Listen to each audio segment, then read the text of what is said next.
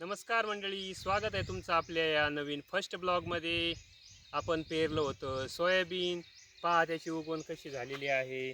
उत्तम उगवण अशी त्याची झालेली आहे. आणि आता आपण सध्या त्यावर तणनाशकाचा फवारा घेत आहोत.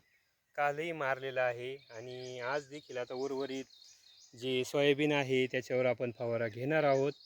आणि जे सोयाबीन आहे हे मध्यम पाऊस झाल्यामुळं उत्तम प्रकारे त्याची वाढ होत आहे.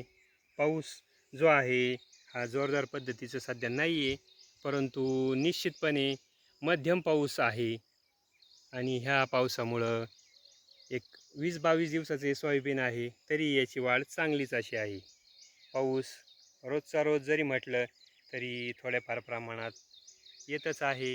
त्यामुळं निश्चितपणेच वाढ ही सध्या तरी चांगली आहे. सध्या तरी मोठ्या पावसाची प्रतीक्षा आहे, कारण 1-2 मोठे पाऊस झाले त्यानंतर मोठा पाऊस काही झालेला नाही आहे.